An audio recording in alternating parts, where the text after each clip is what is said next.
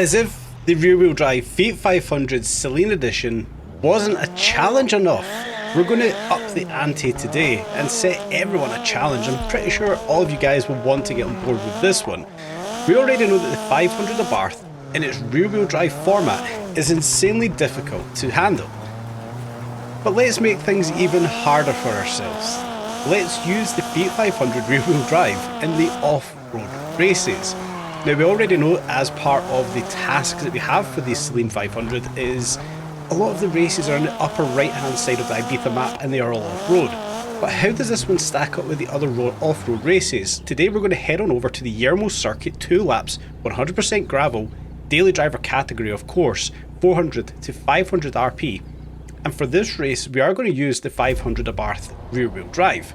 Now, we already know it's going to be a huge and monumental challenge to even get this one to cross the line. But can we win the race with it? We're going to find out, guys, and I want everybody to comment on this one if you've managed to do it, if you haven't, if you're going to try this one out and try to win the race with the 500. Now, we know launching it off the line is always going to be difficult, but we have managed to get it off the line. We're hovering around about 3rd, 4th place. And we dive bomb as best as we can, try and make up ground where we can. The ground's probably going to be made up under braking. We can see when we try to get any form of traction down, the rest of the pack are largely going to accelerate us. They're going to get better traction than us. But we're hanging in there. We're right on the side of some 350, 370Zs, and we actually dive bomb a little switchback there down the inside of a 370, sorry, and we're up in 2nd place right behind Amisha Parek. We're going to have to be as tidy, as clean, as clinical as we can with this thing into these right-handers, try and use a bit of our imagination, perhaps a bit of our skill, some dive bombs, some paint rubbing, some barging to try and get into 1st place, which we have managed to do. But we can see the 370 getting better traction for us over those jumps specifically.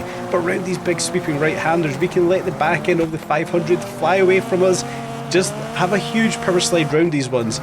Yeah, we're lacking in traction, but we can make it up with a bit of fun. Dive bomb this one down the left side, take out the lamppost, but we barge our way through into 1st place, trying to get the power down in the 500. We're really struggling here. Down into the right-hander, again late on the brakes, we do end up running up the back of Amisha's 370Z, losing a little bit of traction and losing 2nd place, with Anaya in the Mustang taking out 3rd. We've got another 370 trying to dive bomb us to take our 3rd spot. We fight to try and keep that one through the water trap, getting the power back down with the 500. This thing is all over the road. We've now got a mini dive bombing us trying to take our 3rd place, but we're holding on here. We are sitting in 3rd into the right-hander. We're nice and cautious through that one. Try to get some form of power down. Apologies to everybody's eardrums. The noise of the 500 will be ringing through you for the next 15 minutes or whatever this video is going to be. Through the right-hander, nice and cautious with that one, into the banked right-hander again, get the back end of the 500 out, dive bomb right down the inside of the Mustang, back up into 2nd place. We've made up all of that gap that was already there. We are back up into 2nd, up into 4th gear, trying to get some form of traction in this 500 again. Anaya and the Mustang did take 2nd place, but into the last right-hander, and they have collided with one another, ended up colliding with us as well, but we have somehow managed to get 1st place into the big straight on this track. Again, we want to get over to that left-hand side and try to get some traction in the 500, try to get some power down here and pull away from the rest of the pack. But Inigo Lopez in the mini John Cooper Works is right on the back end of us. They're probably going to have a little bit more power. We brake a little bit late here, we lock up and we do just tap that wall, get caught on it just a little bit. The mini now diving down the inside right of us here. Can we hold on to 1st place? Push across the track, hit that banking, we're all over the place, but that's to be expected in the rear-wheel drive 500. We do somehow cross lap number 1 in 1st place into turn 1 once again.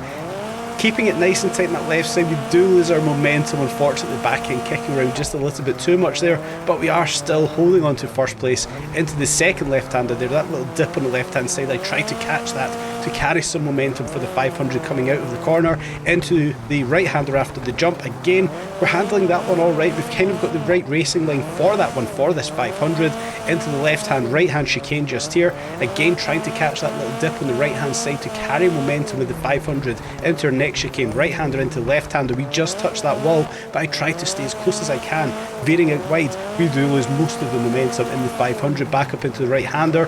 Again, we slide round that one, we don't lose much momentum, which is good. It's the right thing to do into the left-hander. Unfortunately, we do lose a little bit of momentum as we do cross the jump here. We land all right, we've still got a bit of traction with it into the right-hander, trying to keep this one centre of the road to stay away from that water on the inside right there. The back end of the 500 just flowing around this corner, doing exactly what it is we wanted to do. I cannot believe this, somehow we are still in first place in this 500. I'm not quite sure what kind of a gap we've got, but it's not going to be much. Trying to steal a little bit on the inside left there and hit the banking up on 2 wheels, but we're about 3 seconds ahead of the pack. Somehow, someway, we're actually doing alright here up against other real drivers in better cars. We're not going to stand a chance, but up against the AI, it's a fun little challenge, guys. We're actually doing alright in the 500. Fortunate the AI collided with one another earlier in the race, but we've got to take those fortunes when they land on our feet, and we're pushing ahead with the 500. And dare I say it, we're on track to win this race. Round the right-hander, push this one forward, up through the little archways that we've got here. 1.5 seconds, so that lead is coming down. We need to be tidy through the remainder of this race. Right-hander across the bridge into that banked right hand, big curve once again. We want the back end of the 500 to just flow around this one with us, moving that steering left and right, trying to keep all the power down, all the traction down, and we actually steal a little bit more of a lead on the rest of the pack through that big right sweeping right-hander back there. Trying to be as tight as we can. We've only got one big turn coming up here. We unfortunately lock up just a little bit, but we don't lose all too much speed. Back onto the big back straight once again. A 4-second lead we have actually stretched out on the pack. Dare I say, we're probably going to lose most of it down this back straight here. I do imagine the AI have got better speed coming down this one than that what we do in the 500. Again, we want to pick a better braking zone as we get very unsettled coming across the bumps there down that straight. But 15-second lead somehow coming off the back of that one. Maybe the AI have collided with one another. We get a better braking coming out of that big straight as we come round the last right corner.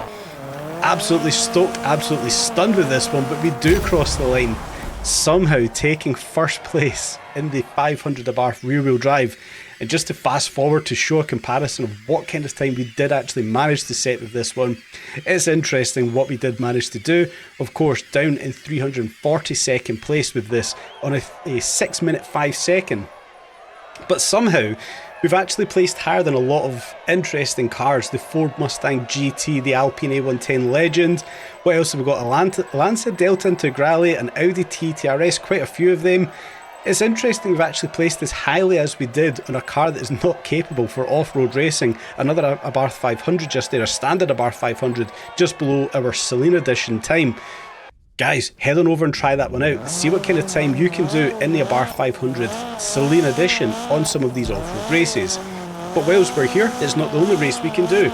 We will move a little bit around this little motocross track section. I kind of look at this as there's another interesting race there that I do want to try the Abarth 500 or the Celine 500 on.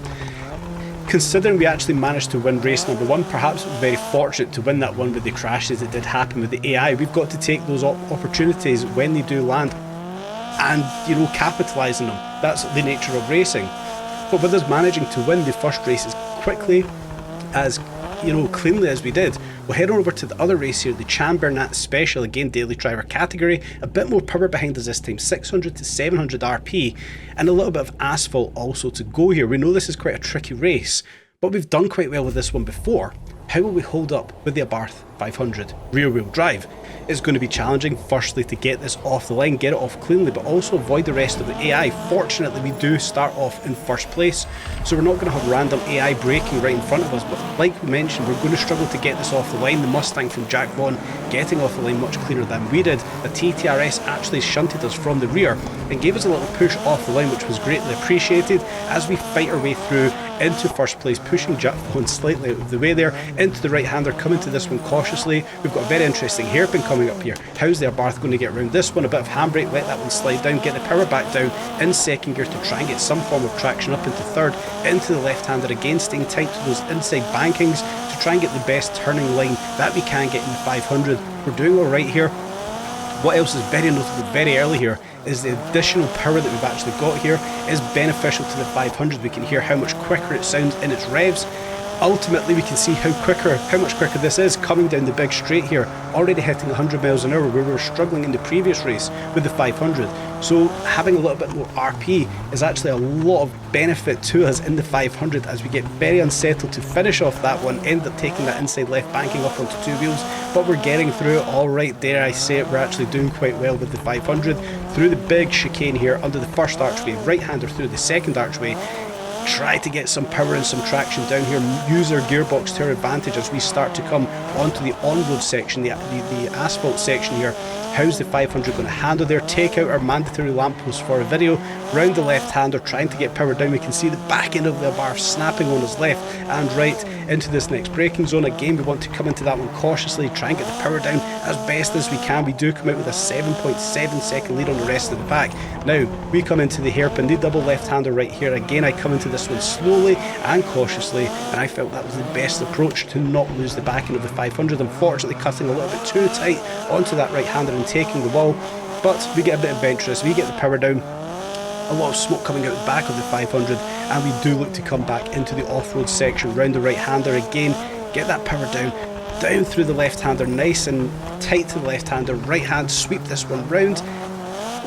We're losing the back end just a little bit. This thing was sliding away from us, but we did manage to catch it as we come back towards the last section for this race. Round the left-hander, a little bit of asphalt, try and get some traction to benefit us coming back off-road once again through the big left-hander. This thing is sliding away round the dip. Yes, using that dip to advantage once again on the right-hander through the checkpoint. What kind of lead have we got? We've got a 10.4 second lead, so dare I say we're actually doing all right here in the Abarth 500. Push back up, let's get this race over and done with and take out another astonishing win in this car. Round the left-hander, we've got one more turn to go, guys. Round the left-hander right here, a little bit of handbrake to try and slide this one round, back onto the power. We do cross the line, we do take out the second win. Surprised with this one's actually doing as well as it is up against the rest of the AI. And just to demonstrate what kind of time we did set, once again, a 199th place with a 2:52. Where do we place up against a lot of TTRSs around us? Very surprised that we're actually getting close to a lot of real players in TTRSs. It's very interesting how the Abarth is handling up here. I didn't expect it to be even close to a top 200, 300 on the leaderboard. The fact that we're actually in the top 200 is ridiculous. I do urge you guys to head on over and at least give it a chance, give it a shot. What kind of times can you guys do with the rear-wheel drive Abarth in the off-road races? Like I mentioned earlier, it's challenging enough to drive this car. Add on the add on the gravel here. Makes things even harder, even trickier to do in the 500. Challenge yourself, guys. Go and explore it. I did see a couple of comments in a recent video that folk were running out of ideas, things to do in-game. Go and create your own ideas. Go and create your own challenges. The Bar 500 in an off-road race, for me, as a challenge, I think we should all be exploring. Let me know if you guys do manage to do that in the comment section down below. Guys, I hope you've enjoyed today's video. Stay tuned for more updates on Test Drive Unlimited. Solar Crown.